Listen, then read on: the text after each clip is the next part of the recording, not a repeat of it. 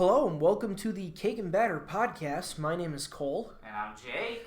And today we're going to be talking about the independently made film by Vanishing Angle and writer-director Jim Cummings, Thunder Road, which is such a good movie. It is a really good movie. Thunder Road actually started out as a short film made by the same guy, and the entire opening of Thunder Road, the feature film, is just a retelling of the short film. They reshot the whole thing. It's different than the short film, but it was interesting to see after watching the short film for the first time. Jake, what do you think of the movie? Oh, it's my favorite film from 2018. My absolute favorite. Better than anything Hollywood put out. Oh yeah? Yeah. I can understand that. I see where you're coming from with it. It's such a good independent film and such a good film in general. Because when you think about independent films, you get this stigma, right? You get this idea that it's not going to be as good because it doesn't have such a big budget, right? Or they're trying to be overly ambitious with the project. Like they want to do something out there and very, what is it? Very not feasible. And like nuanced. Yeah. Which, kind of explains us a little bit. It does, but what you gotta remember is you gotta make sure before you shoot you can pull it off. Yeah. That's what's important. And this movie is clearly very ambitious with all the long takes it has. Oh, yeah. So unbearably long takes in a good way. Yes. And to have to reshoot stuff if stuff goes wrong, clearly everyone was on board for it. Yeah, and there are some scenes that I heard took a couple takes to get done, and one of them was where they had to get their clothes wet and everything. Yeah, they throw a guy into a little like a divot of water in a parking lot, and all of those clothes are gonna get wet. And you gotta wait for them to dry. So it really is just it makes you wonder, if they had to do all that and just to get that single shot, because that's one big long take too, isn't it? Yeah, well, most shots in this movie are. And it's just it's insane to see it all come together. From even watching the short film and seeing the feature, there's a noticeable difference in quality too, I thought. How so? Just visual fidelity. But it's almost just a straight up shot for shot remake. The same, everybody's the same there. People are still doing the same things. Yeah. Even the moves are that It's literally the same thing. The only difference there is no music. Yeah.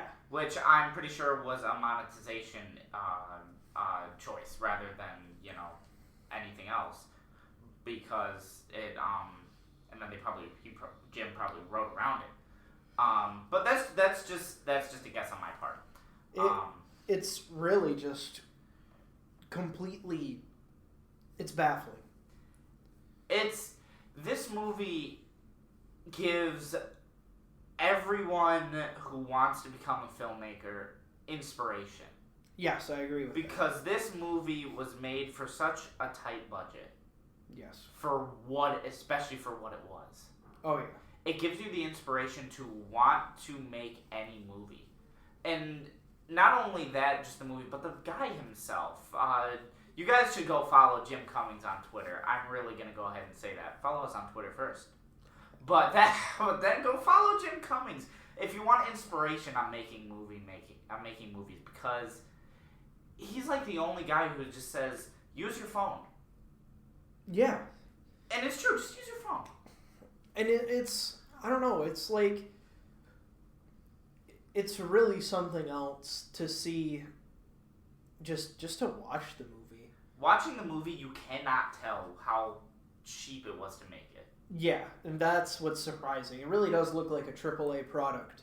But let's move away from talking about the cinematography and all that. Yeah, let's talk about what the actual movie's about. Yes. So, for a quick rundown, the movie, when you look it up, it's just going to tell you Officer Arnault loved his mom. But Well, that's like that's the short films. Yeah, but even on when you look it up on Google, that's what it tells you. So even for the feature length, it still says that for some reason. I don't know why. But it's about this cop, and his mother dies, and he just essentially has a mental breakdown as everything in his life just goes wrong and wrong and wrong at every turn. And to watch this man deal with all the crap he's put through there's something so familiar yet so fresh here. It really, and it also really has the audience figuring out whether or not they should even root for Jim, which is the name of the cop, too. That's probably one of the best parts of this film. Trying to understand if this is a good man with big flaws or a horribly flawed man who has some good qualities. And another thing that the movie does too during this film, because it's not just the death of his mother that brings Jim to this downward spiral of just turmoil. It's also the fact that his ex-wife is trying to... Soon-to-be ex-wife. Well, yeah, soon-to-be ex-wife. His separated wife is trying to take custody of his daughter. And she's something else. God, the movie makes you hate her. So much. It really does. She feels like the person that doesn't care to a point where the kid favors her over Officer Jim. And it's really tough to see him try to find a way to connect with his daughter. Especially like he really puts in the effort. Like, for instance, in one of the very first scenes of the movie, they're sitting at a dinner table and his daughter is trying to teach him this game. The hand slap game. The hand slap game.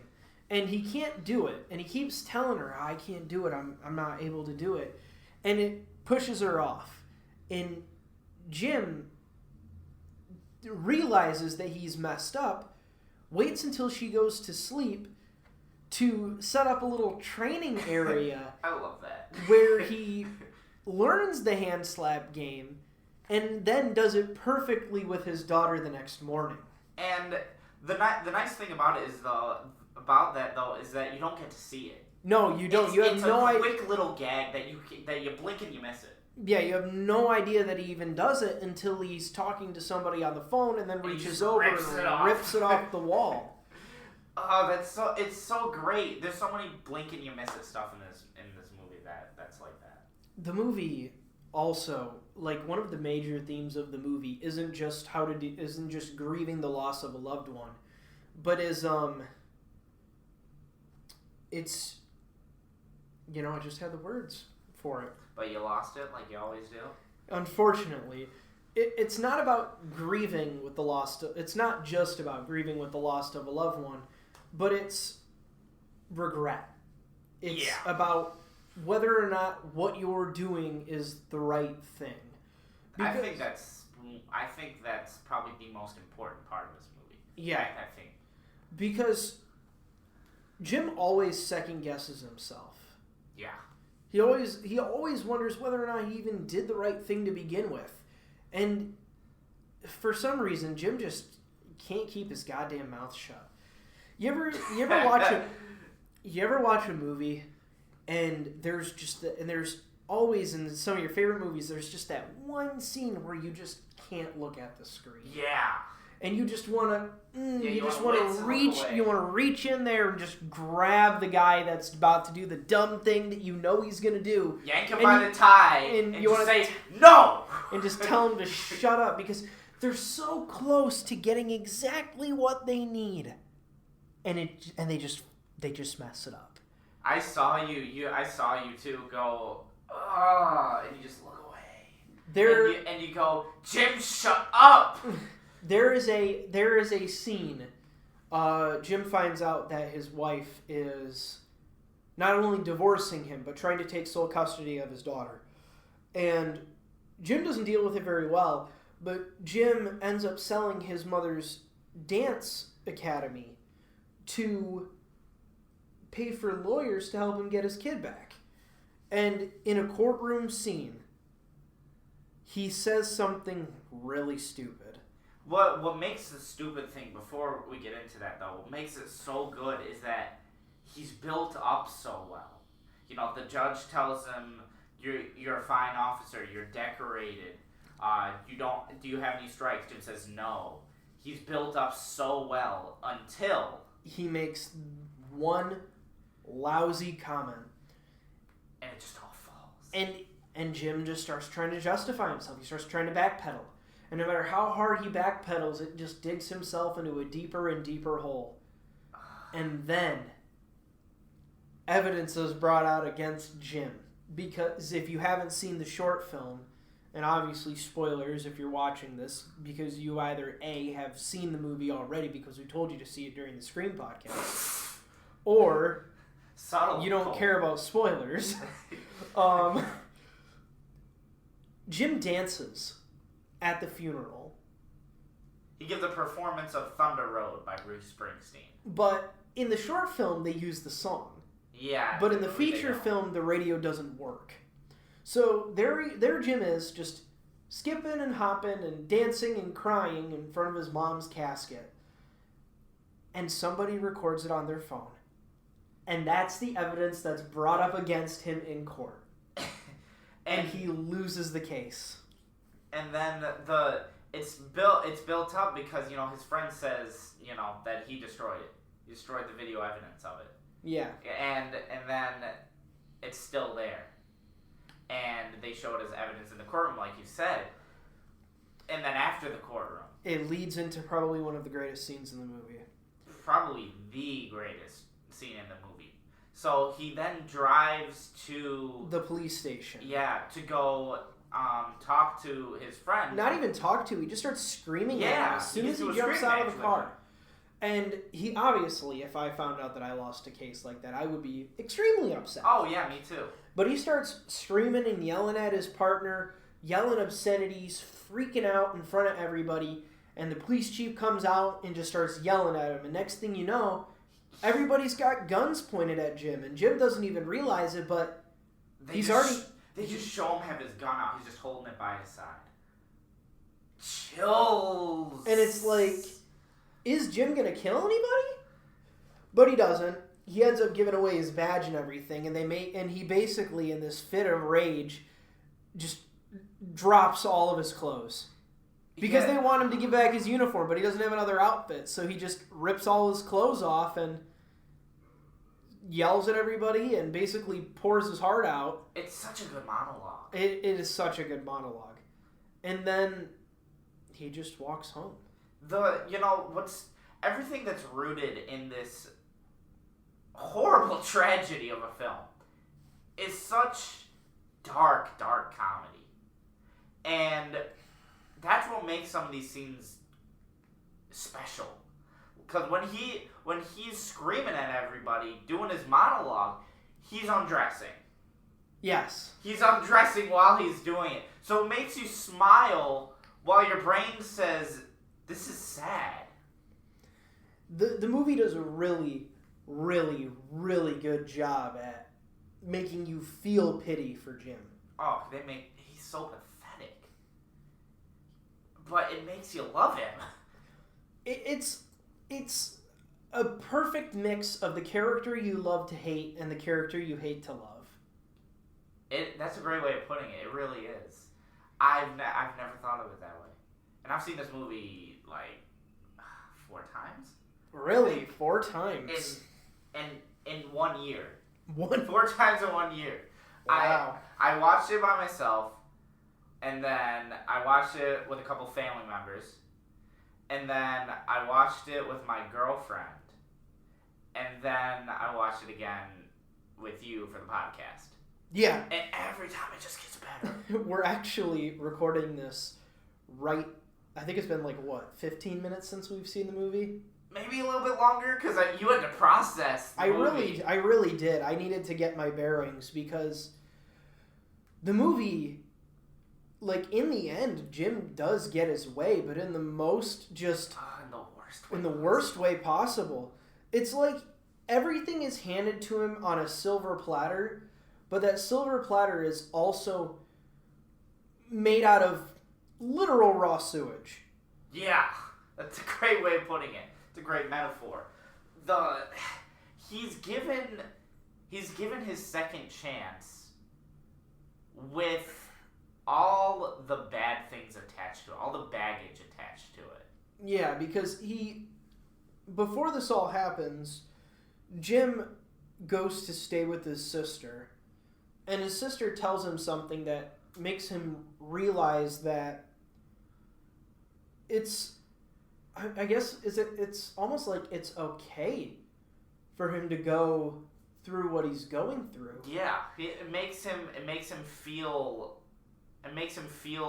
like a person, which he hasn't for the last hour. Because in his mind, he sees his mom as this unbroken saint. Yeah. Somebody who cannot do wrong, cannot have any flaws at all. But in reality, she was just hiding it all. His sister tells him that he's just like his mom.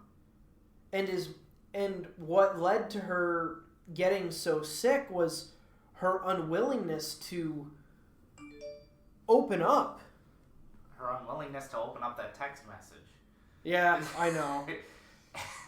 Sorry about that. I thought my computer was. And it's all right. And everything builds up to that too, because everything in the hour and 15 minutes prior to that scene, every time someone extends a hand or extends some kind of help, he goes, no. He actually actively avoids help. You see his partner, I don't even remember his Nate. Nate, yeah. You see his partner Nate ask him multiple times to come over for dinner, but Jim just keeps saying, "Oh, no. I've got food at home. People are here at the house. Where everything's getting taken care of." Which of course is not true. It's all a lie. It's all him putting on that front so that no one sees he needs the help. Because I don't know, arrogant? I wouldn't say arrogant. I would say ashamed. Yeah. I would say ashamed to admit. Because he thinks everybody sees himself the way that he saw his mom. Yeah, he wants to be the guy. Yeah. You know. And he tells everybody in his monologue. He says that he was literally the best one there. Yeah, and but when you watch him, is that really true? Because you even see it when he's in his element during the scene with him and Nate and the guy with the knife. He doesn't save that guy. No, well, that guy killed himself. Yeah, he didn't kill himself because I guess we don't really know. But he died. Yeah, he probably did. But either way, even if he didn't die, he was severely injured. No, if you listen to Nate when Jim's staring at him, you listen to Nate. Nate says self-inflicted knife wounds. Yeah, I know. So, but he doesn't say that he died because they called for an ambulance. Yeah. You just never find out. But Jim, it's all because he spent like at least a minute trying to work up the courage to get back there. Yeah. You see him breathing and huffing and puffing, and it focuses on Nate as Jim is trying to work up the courage to get in there. Yeah. Which is so cool because you're wondering why isn't Nate moving, and you're wondering what's he looking at, and then it cuts to Jim and you see him having a minor freak out before he finally runs to the back. But it's already too late. Yeah, which is ultimately. You think that's foreshadowing for the end of the movie? I was actually just gonna say, I think that's a common reoccurring theme in this movie. Suicide? No, not suicide. Death? No, not death. Because yes, death, but being too late for something. Oh, you're right. Being too late for something is a common reoccurring thing in this film. It's he's too late to save his daughter from the reading problems she's having at school. It's too late to bond with his daughter, because he keeps saying he can't, right? Which he ultimately redeems himself, right? But it's too late to bond with her. It's too late to fix things like he can't go back and fix the birthday party that he messed up. Yeah, that's right. It's too late with the wife in the end because she overdoses and Actually, dies. that was something that I just thought of. You watch Jim make that realization to himself at the end in that scene. Yeah. Because in the beginning of the movie, he says, somebody opened the door. I opened the door for somebody and they never said thank you.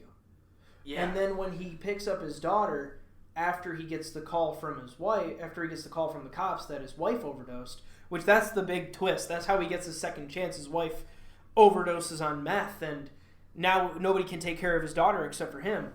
But you find out, when Nate takes her away to the ambulance before he goes in, he says, "Why didn't she call me?" Yeah. And he does that thing. But it's not until he goes in there and gives that last little monologue to his wife that he realizes that he can't do that anymore.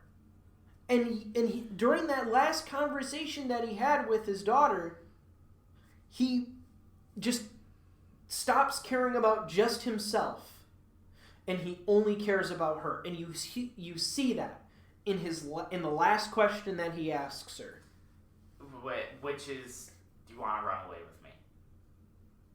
And then he gives her another option. He says, "Or," and then I don't know what he said. It was, "Do you want to stay here? Or do you want to run away with me?" That because the last question was, "Do you want to run away with me?" And she says, "Yeah." Yeah. And then he says, "Let's go home." "Oh wait, we can't go home." "Nate, my house." And he goes, "Yeah, I'm on it." Yeah. It's like, at that point, he realizes that he can be flawed. And he just becomes selfless. He realizes, it's important to be flawed, but it's not important to dwell on the flaws. He's got to move forward. He's got to move on, which he finally can because he's got his daughter, which is really all he wanted from the beginning. I mean, he lost everything. He lost his house, he lost his job, he lost the dance academy. And he almost lost his daughter. But he got her back, and in the end, I guess that's really all that matters for them. Because if you think back to the beginning of the film, in the first scene, she's cold and distant. Yeah, he says, "Crystal, come here. Come sit by me." And then she just moves farther away. "Crystal, come sit by me." And then she moves farther away and then puts her hand on the pew in the church. And she just won't come near him. And then by the end, he's got her so close, he can barely pull her apart. Because one death separated them and another death brought them together. Yeah. You never find out what happened to Chris. Yeah. That's something that I just realized. Because Chris is the guy that's dating his wife. Yeah. And he's the only... Actually, that's interesting. Because you see how much of a POS Rosalind is by the fact that she doesn't show up to the meeting. Yeah. She doesn't show up to the court case. She's an absent parent. And the only person that showed up to the court case was Chris. Yeah. And I don't even think he says a dang word. No, he doesn't say a word. He just stares. Except for trying to talk to him before... Except for trying to talk to him when he dropped Crystal off the first time. Yeah. I think that's the only line that he says. And then Jim ignores him. But you're right. And then it flips on its head because Rosalind's dead now.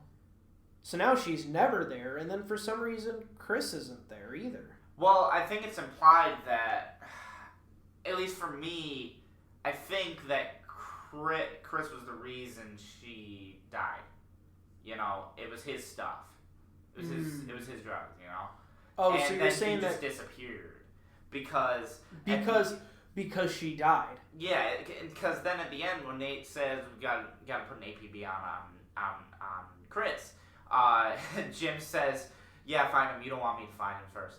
Oh yeah, that's right. Yeah, and then he just walks away, and there's so many quick lines like that you can just miss. But yeah, I think he just disappears because he doesn't want to be the fall guy, right? Yeah. That's just how I put things, though. But yeah, it's a little open in that way. There's also a little bit of comedy before that too, before you find out, because you don't like. I don't think my jaw has dropped so hard during any kind of reveal in a movie until this one. Like, I've seen stuff like this coming from a mile away in Hollywood films. Like, I'll go, like, I know it's a bad example, but like, I don't know, like Frozen or Wreck-It Ralph. I know you hate Disney, but these are the only time that I can think of, like, twists right now. That haven't been spoiled to me, obviously. Okay. Because, like, I already, like, when I was in films, when I took, like, film classes in high school, and our teacher was talking about the art of the twist. Yeah. She spoiled the Sixth Sense, and then showed us the movie. She literally spoiled the movie before showing it to us. So I already knew that Bruce Willis was dead the entire time. Spoilers for Sixth Sense. Right. Well, I mean, it's such an old movie. It's such an old movie. Yeah, who hasn't seen the movie, right? But like, they spoiled that for me, and then I got Scream spoiled for me too. Yeah. But it's like, I guess, like, movies that I saw the first time, I'd have to say something. I get you then. But it's like, I saw that from a mile away. I'm like, oh, that guy, he's obviously the bad guy. Yeah. That guy, he's obviously the bad guy. But like, when it really catches you off guard for that reveal that the wife has died. When this entire time Jim's trying to break open his window to use his phone.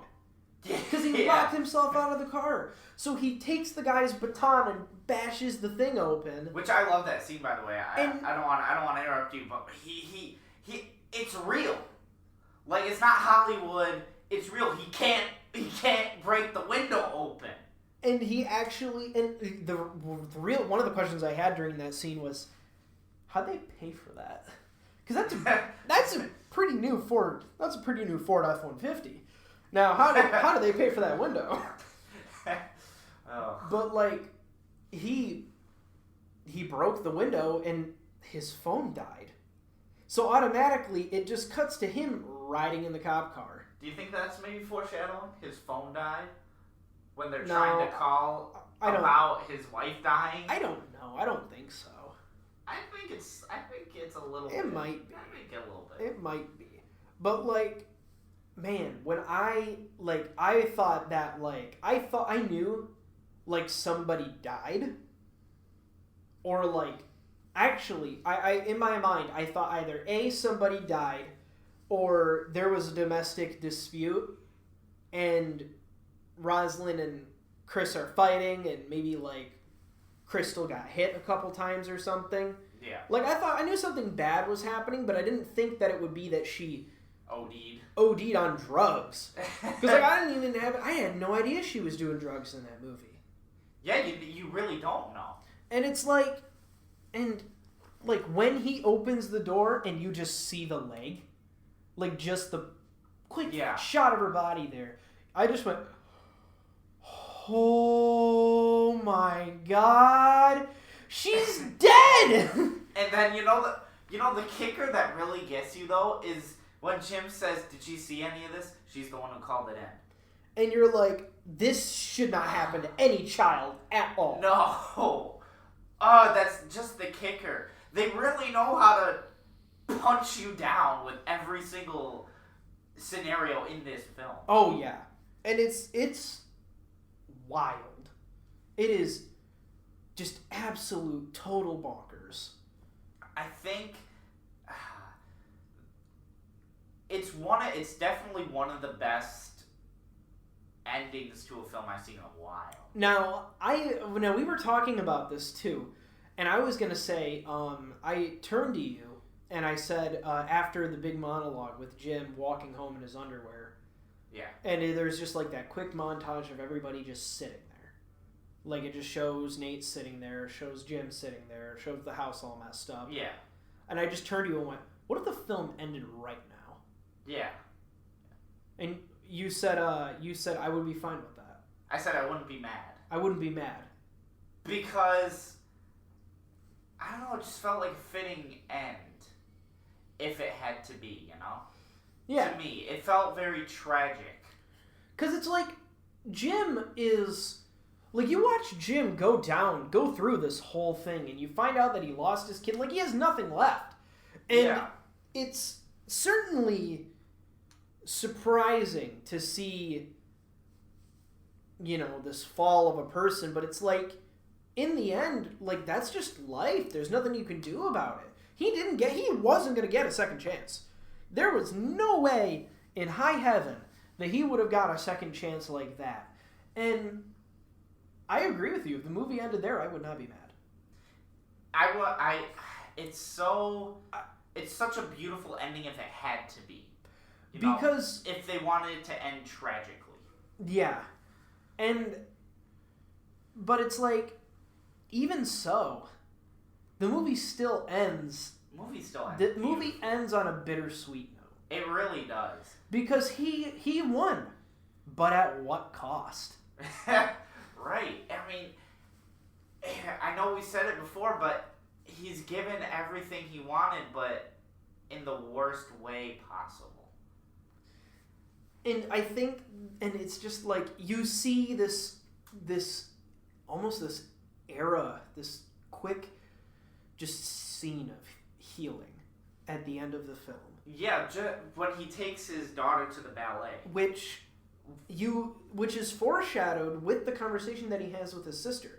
And you find out, in the beginning of the movie, none of his siblings are there.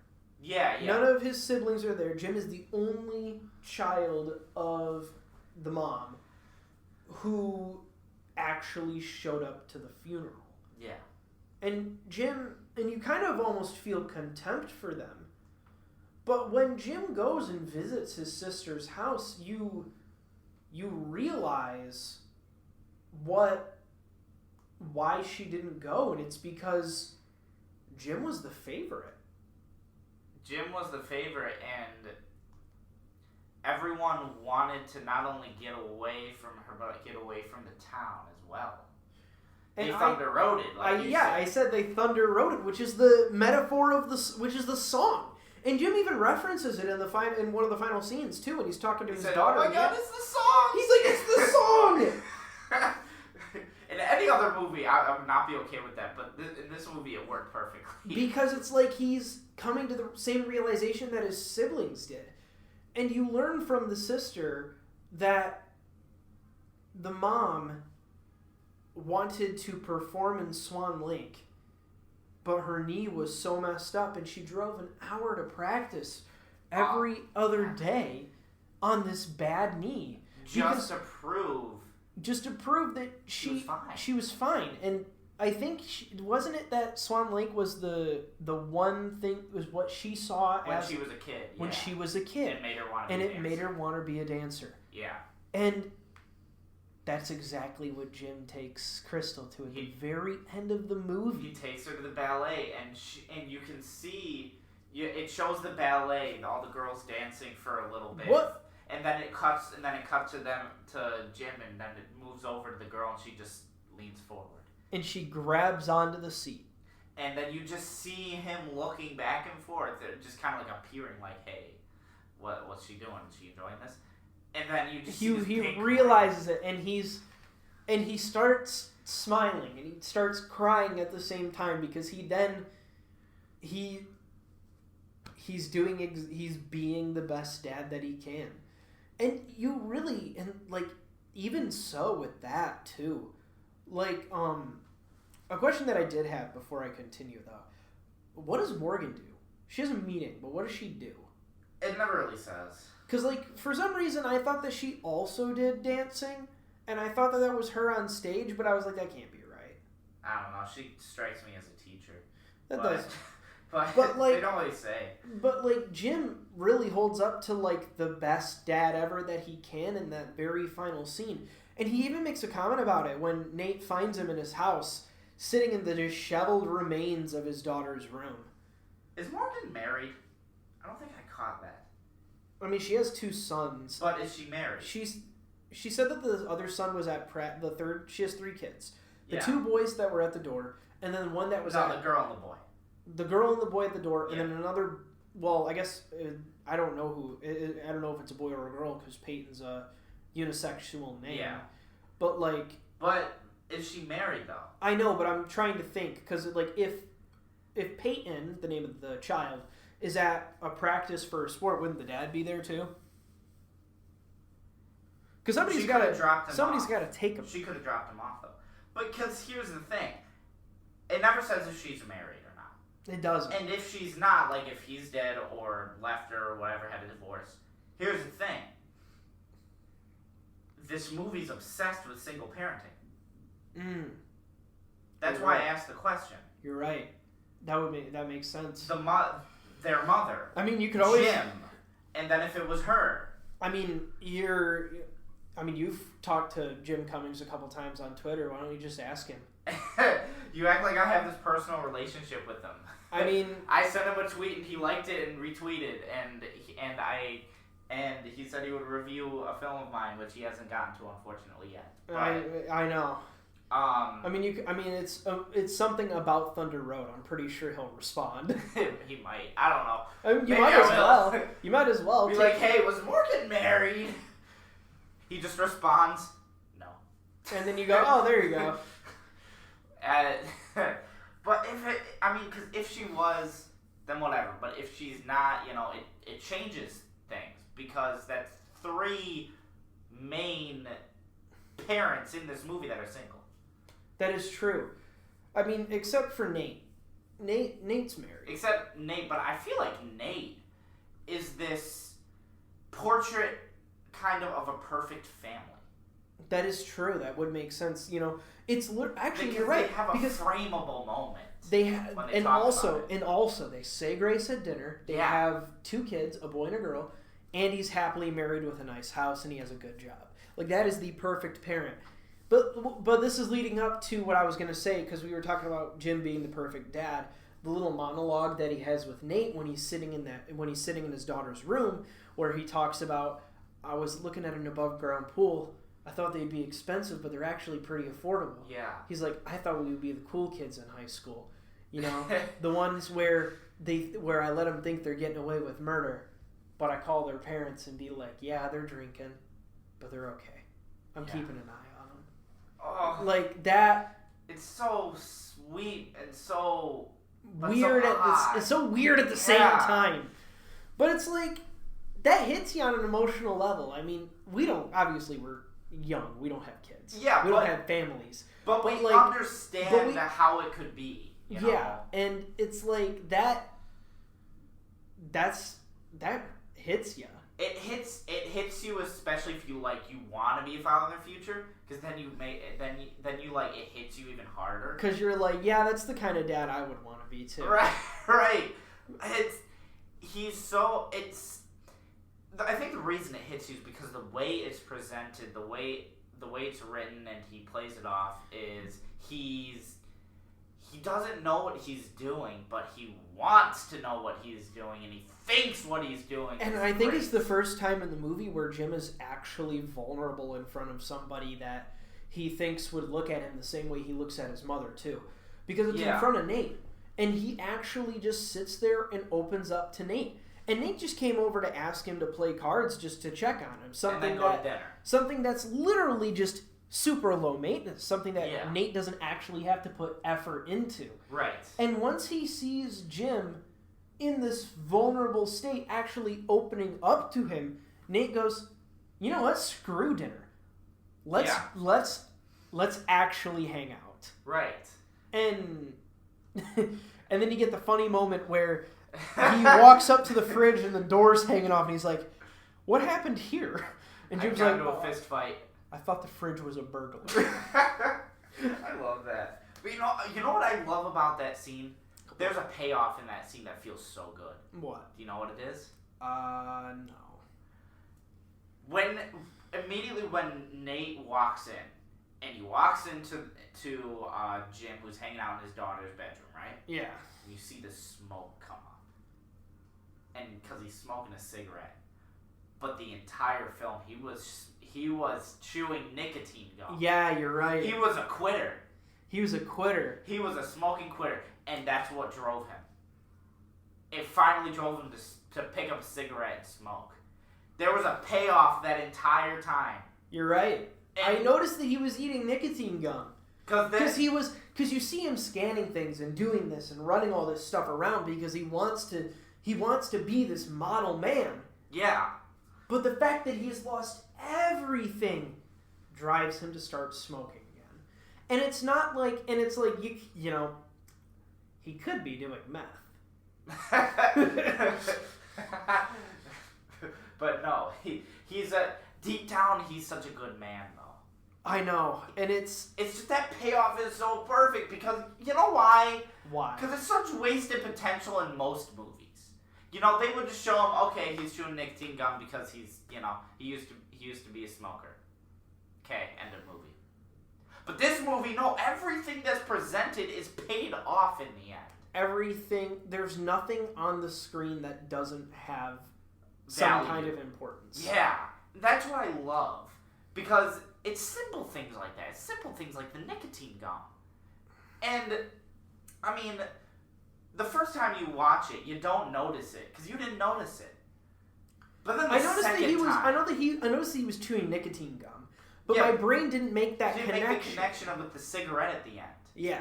But the second time I watched it, I was like, oh, I put it together. Yeah, you put the square block in the square hole. Because people don't always associate how hard it is to quit smoking. And nicotine gum is there for a reason. Yeah. And it's because it's so hard to quit smoking. It's a substitute. Yeah. And so for him to pick up that cigarette again, which he clearly tried so hard to avoid, it's a big deal. It really is. It's such a small little stick, but it's a big deal. It's just, I don't know. I know. Oh, I do want to point out, the final scene made me cry. Oh, yeah, oh, God, I bawled like a baby the first time I saw the movie. I not a lot of movies make me cry. I saw, because you were, I know you're enjoying a movie if you're just quiet. Mm-hmm. Right? Because sometimes you have something to say. You know, you usually do have something to say at the end of a scene, like something quick, like 2 words or something. Yeah. Or a line or something. But this you were like... Dead silent. Dead silent. And I saw you just staring at the screen. And then, what really gave it away that I knew you loved this movie was watching the credits. You never watch the credits. Because the credits aren't that good. And then you watched the credits. I watched the movie from start to the very final second that reel exists. And then it stopped and you were still looking at the screen. And then you just took your glasses off and you wiped your eyes. I'm like, I got you! Oh man, it really teared me up. Like, after I said, are we in a time skip? Like, that quick second, everything just... It just clicked? And I was like, it just... Cue the waterworks. I was like, oh my god, I get it now. For me, it was the cut from the ballerinas to Jim, and then the pan to the kid. That's what got you? Oh god, cue it all. Cue the waterfall. That's what got me. Oh man. Did you cry when you watched it with your girlfriend? Did you cry? How many times have you cried seeing this movie? Did you watch it every time? All right. Hey, it's all right. You watch it again and see what happens to you. I'm gonna show this to my family. I actually am, because my family has an affinity for sappy movies like this, and let's say emotional, because not sappy. Sappy has a bad ring to it. All right, emotional movies. My bad. But this is probably the first, like, feel-good, emotional... I don't even know if it's a feel-good movie. I did not feel... I don't know about feel good. I didn't feel good watching this. I felt like second-hand embarrassment from Jim. Which is obviously what they were going for. I felt tragic. I know. But, I normally don't watch emotional movies because I find them to be very redundant. I feel you. And this is the first time that this movie has been so simple yet so effective. It's so different. That's the key, you know? Yeah, it's not your average, everyday emotional movie. It's not beautifully crafted. But it is in its own way. It's beautifully crafted from a writing standpoint. I'm saying beautifully crafted as, like, it doesn't feel like a movie. It feels like life. It feels like you're watching somebody who is real, who exists, who isn't just Matt Damon in a different colored shirt buying a zoo. Right. This feels like a guy named Jim Arnaud who is a cop who lost his daughter and is having a mental breakdown. That's what this movie feels like. It feels like life. Because this stuff happens every day to people. And it feels real. It doesn't feel like a movie. I agree. That's what's so perfect about this movie. It gets everything right. You know, it's not just 100% drama. 100% I need to make you cry. 100% here's a laugh. It's like 25% of everything. Agreed. And it's life, you know. That's what makes independent films, for me, so much better than Hollywood emotional dramas. Because they're outside of everyone saying, oh no, this needs to happen, this needs to happen. You know? Yeah. It doesn't get passed around by 10 different people. It's one guy who wrote it, directed, produced it, and acted it so he knows what he's doing. Kind of sucks that this movie didn't get any distribution here. Yeah, other than, I think, like 2 theaters here, but no big chain. But apparently France ate it up, you said. Yeah, France dug this movie. They dug it so hard. I believe they got a limited wide release. Wow. In France. I could be wrong, but I remember seeing on Jim Cummings' Twitter everywhere it was playing, and it was in like a lot of theaters in France. And then London had a release of it in some theaters a few months ago. So London, I think, ate it up as well. Not as much as France, but you know, France loves these kinds of movies. They love different stuff. So what would you rate this movie? 10 out of 10. Really? It's 10 out of 10 for me. A 10 out of 10. And that's hard. That's hard for me to give. All it right. really is. What about you? 9.5. 9.5. I feel like this movie is beautifully crafted and amazing, but I feel like it's very hard for any movie to be a 10 out of 10. It is. I think I may change in the future, but after seeing it for 4 times, I can't find a flaw with it. It's so hard to find a problem with this movie. Like, the only... You know what? There is a problem. What? It's too short.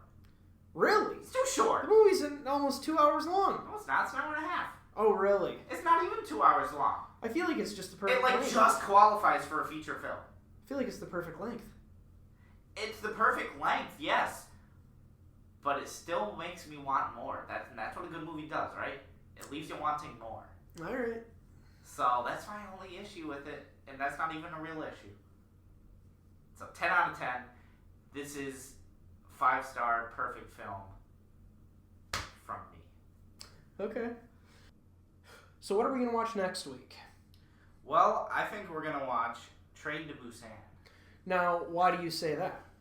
Because we are going to kick off October with horror movies because of Halloween. Yep, so since Halloween's coming up, all of the podcasts for the month of October are going to be on only horror films. And if you hate horror, oh well. Too bad. Because that's what we're doing. So tune in next week when we watch Train to Busan. By Yan Sang-ho. And it's on Netflix. So if you have Netflix, give it a watch. Yes, and we are sorry we're giving you a foreign film, but expand your horizons. Yep, this movie is not American, so that'll be fun. All right, you've been listening to the Cake and Batter podcast. Go watch Thunder Road, please, if you haven't. I'm Jake. And I've been Cole. And thank you for watching. Goodbye. See you later.